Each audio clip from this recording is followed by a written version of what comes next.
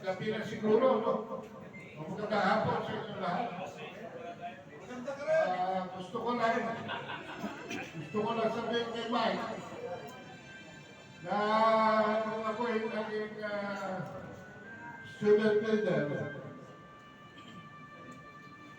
ako nahirap bilang Pangulo ng College of Editorsville. Na-chairman ang Youth for Marcos re-election of 1969. At ang ating handler, ang pangalan, Matt Defensor. Kung gusto mo sa tatay mo, sabihin mo si Ano.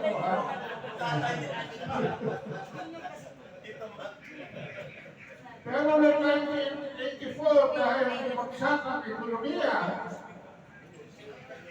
nawalan po ako ng trabaho. Ako po ay pinakabagang Vice President ng Toyota Delta Motor. Nawalan ako ng trabaho.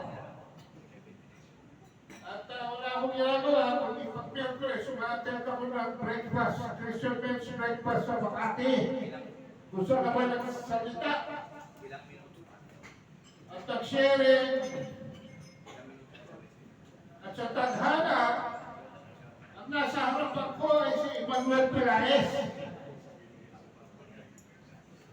At pagkatapos sa aking speech, lumapit siya sa akin at sabi niya, wala kang trabaho. O ito, calling card ko. Mag-report ka nun sa Lunes, may trabaho ka na. Pero sabi ko, hindi po ako abogado. Ay, hindi naman kita hinaharap dahil abogado ka. You will become part of my law office to handle the non-legal and my foundational affairs. So, yung pala, ginawa akong full partner sa isang law office, hindi dahil sa ako ay mababatas dahil hindi naman ako.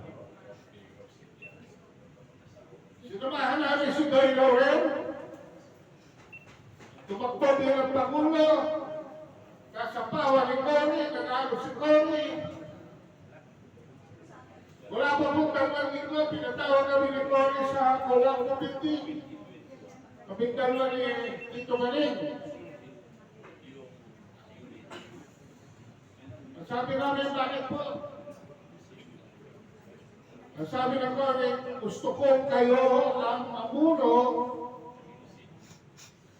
sa ating Foreign Affairs Initiative for the recovery of the economy. So nagsilbi po ako ng 6-7 taon sa Washington, D.C. At pagkatapos noong 1993, pabalik-balik ako sa Pilipinas dahil kinukuha po ako ng mga cabinet members. Unang-una si Bobby D. Ocampo, Secretary of Finance, na consultant. At nung panahon ni Gloria Macapagal-Arroyo, kinuha naman ako ni Cito Lorenzo sa Department of Agriculture.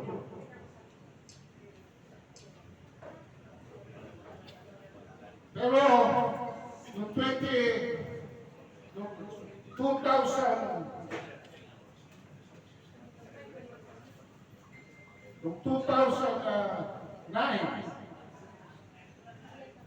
nag-announce si Mar Rojas na itadraft nilang kandidato si Noynoy Aquino. Wow! Nalapit po kami kay Cory, kaya alam namin na ayaw ni Cory na maging senador yan. Ayaw ni Cory maging kandidato yan.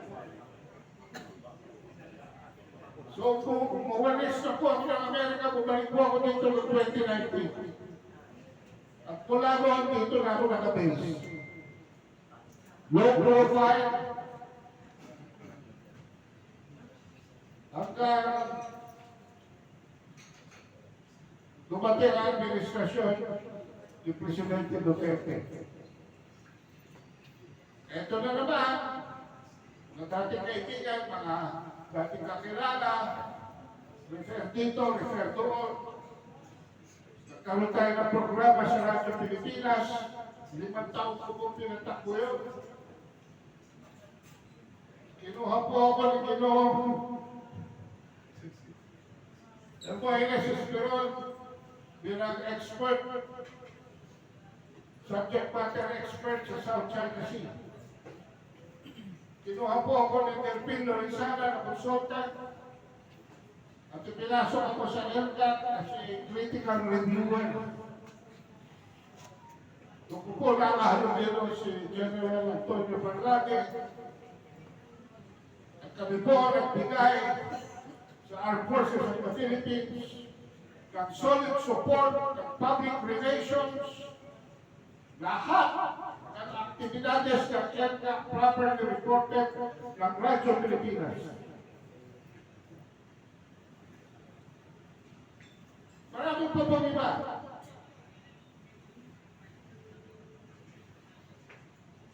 At itong tatakbo Pangulo,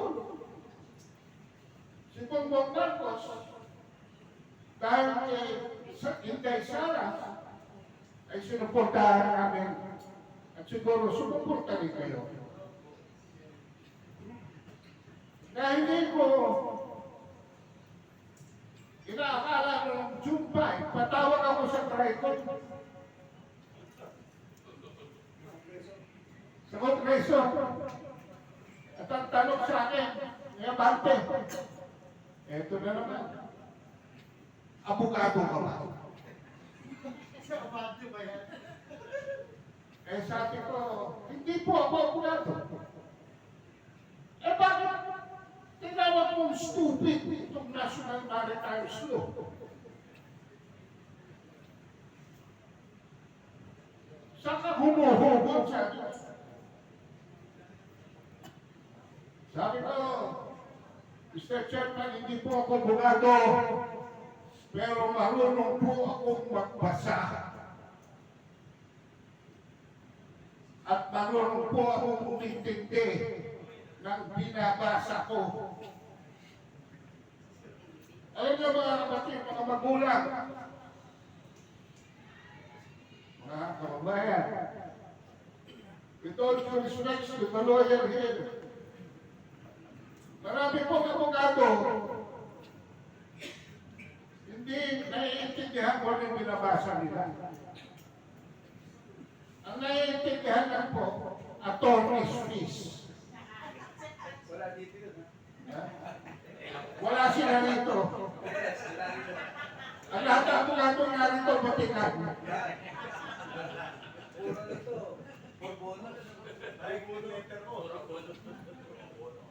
Ang pinaka-dangerous na abogado po ay yung alam na ko anong tama, pagpagtanggol pa ang mali.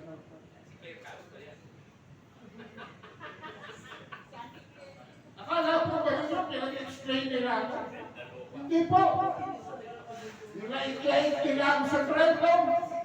Pero kung kano kataas ang boses nila, ganun din po kataas ang boses ko.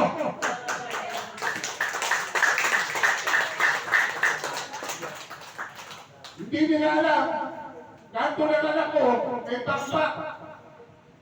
Meron na pong damit at supplies for 5 days. Handa na po ako makontent at makulong.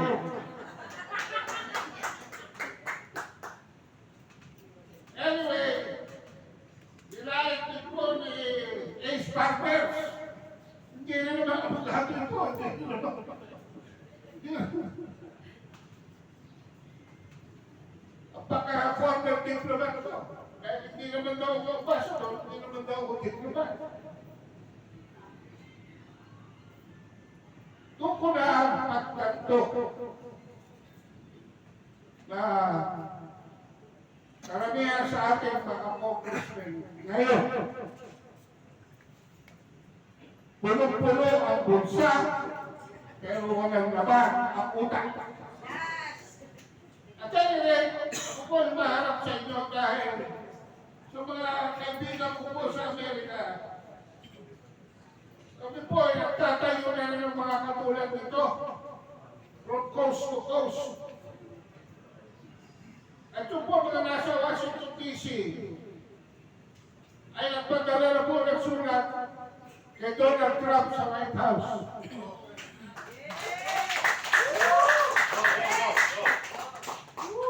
President Donald Trump wants to be President of the United States.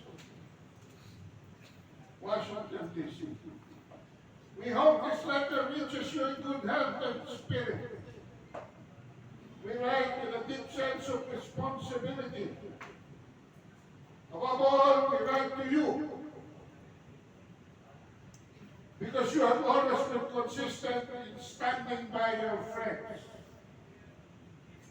Speaking plainly when others hesitate and defending the sovereignty of nations. One of your longtime friends, former Philippine President Rodrigo Roa Duterte, now faces a situation that should never have been allowed to occur.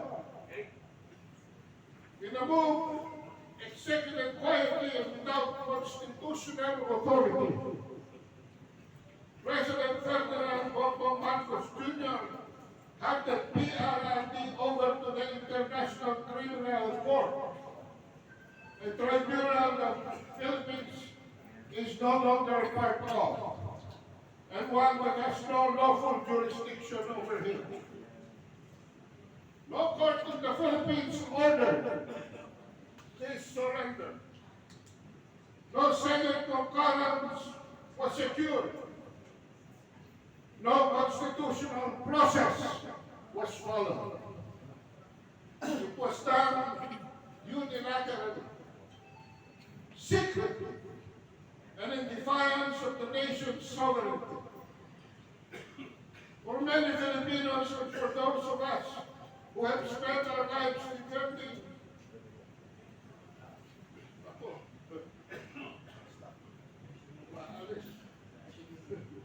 the rule of law, this act is nothing less than an unconstitutional transfer of a Filipino citizen to a foreign power. Your voice, Mr. President, carries a weight that few others possess. You have always advocated fair treatment among nations and have consistently questioned the overreach of bodies such as the ICC. You know better than most how politics can be disguised as international justice. This is precisely such a move. What makes the situation even more alarming is the state of the Philippine presidency itself. Over the past year, the nation has witnessed a disturbing decline in President Marcos Jr.'s capacity to lead. Allegations of cocaine addiction, once whispered quietly, are now openly acknowledged at the highest levels of his own family. In fact, the entire country heard Senator Amy Marcos, his own sister, speak from a place of anguish and exhaustion. Little brother, please rest. Let us go home. A sister's plea carries no political agenda. It comes from truth. When ahead of a state's mental clarity and executive judgment are compromised at this scale, the nation enters dangerous waters. Intelligence circles in the region have long observed erratic decision-making, lack of focus, and impaired diplomatic engagement. These are not minor concerns for the Commander-in-Chief oversees national defense, foreign policy, and the safety of millions. Compounding the crisis is the sprawling flood control scandal, which has exposed a level of corruption unprecedented in recent memory. Billions of public funds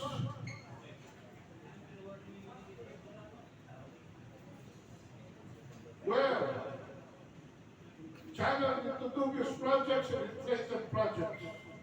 Contracts were awarded for political networks tied directly to Marcos Jr. and Speaker Martin Romualdez. The scandal has stripped concern from international partners, rating agencies, and foreign investors.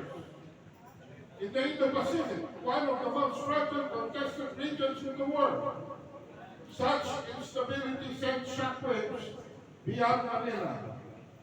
It weakens the economy, compromises disaster readiness, and jeopardizes the country's ability to fulfill its defense commitments.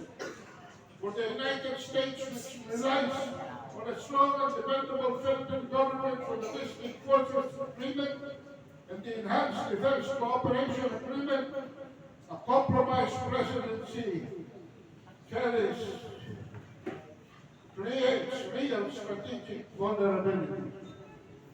Mr. President, the Philippines is America's oldest treaty ally in Asia. The Pacific now more than ever requires stability, clear leadership, and predictable governance. When the leader of a key ally is involved in corruption, impaired by addiction, and unable to command public trust, the security of the entire region suffers. A weakened Philippine president affects EDCA sites, which are strategically positioned for regional deterrence. U.S. military prepositioning, vital for disaster response and force mobility. Economic investments dependent on anti-corruption guarantees. Marine security and aggressive expansionism by hostile actors. If instability in America continues, adversaries in the region should not hesitate to exploit it. Given the scale of the crisis and the gravity of the President's personal capacity, the only truly responsible and constitutional solution is straightforward. President Marcos Jr. must resign. Not through pressure from the streets, not through extrajudicial arrangement, but through the very mechanism provided in the 1987 Philippine Constitution, a peaceful and lawful transfer of power to the Vice President. This ensures continuity, stability, and legitimacy. The Philippines cannot drift leaderless, while billions are lost, corruption spreads unchecked, and national security is placed in jeopardy. Nor can it afford a president whose judgment is compromised by addiction and whose inner circle is mired in financial scandal. Your voice, Mr. President, can help make the difference. A call from you urging respect for constitutional processes and honest leadership will resonate not only in the region but among the millions of Filipino Americans who look to you as a decisive and principled leader. Medyo mahaba pa ho, pero tatapusin na natin doon. Naghihintay na lang po kami ng signal from the White House Chief of Staff, Susan Wiles, and the rest will be history. Maraming salamat. Maraming salamat, Sir Kago Pag-Ginawa.